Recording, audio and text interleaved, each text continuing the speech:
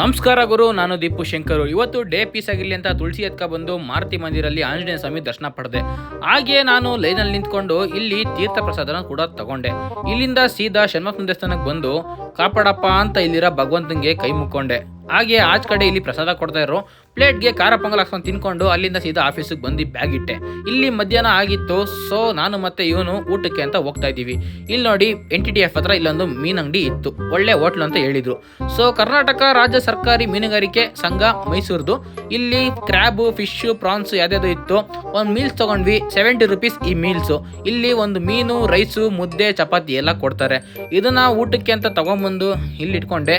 ನನ್ನ ಫ್ರೆಂಡು ಎಷ್ಟಪ್ಪ ವಿಡಿಯೋ ಮಾಡ್ತೀಯಾ, ಊಟ ಮಾಡು ಫಸ್ಟ್ ಅಂತ ಹೇಳಿದ್ರು. ಆಕೆ ಊಟ ಮಾಡೋಣ ಅಂದ್ಬಿಟ್ಟು ಮುದ್ದೆ ಮುರ್ಕೊಂಡು ತಿಂತಾ ಇದ್ದೀನಿ. ಮುದ್ದೆ ಸ್ವಲ್ಪ ಗಟ್ಟಿಗಿತ್ತು, ಯಾಕಂದ್ರೆ ಬೆಳಗ್ಗೆ ಮಾಡಿದ್ರೇನೋ ಗೊತ್ತಿಲ್ಲ. ಆಮೇಲೆ ನೆಕ್ಸ್ಟು ಇನ್ನು ಮೀನು ಕಡೆ ಬರೋದಾದ್ರೆ, ಮೀನು ನೋಡಿ ಇದೊಂದು ಪೀಸ್ ಕೊಟ್ಟಿದ್ದಾರೆ. ಅಡಿಷ್ನಲ್ 30 ರೂಪಾಯಿ ಕೊಟ್ಟು ಹಾಕ್ಸ್ಕೊಬೋದು. ಇನ್ನು ಮೀನುಗಳು ಬೇಕು ಅಂದರೆ ಬಾಯಿಗೆ ಇಟ್ಕೊಂಡು ತಿಂದರೆ ಬೆಣ್ಣೆ ಥರ ಕರ್ಗೋಗ್ತಾ ಇದೆ. ಹಂಗೆ ಅಷ್ಟು ಸಕ್ಕತ್ತಾಯಿತು ಮೀನು ಮಾತ್ರ. ಹಂಗೆ ರುಚಿಗೆ ಅಂದ್ಬಿಟ್ಟು ಸೈಡ್ಸ್ಗೆ ಪ್ರಾನ್ಸ್ ಫ್ರೈ ತೊಗೊಂಡಿದ್ವಿ.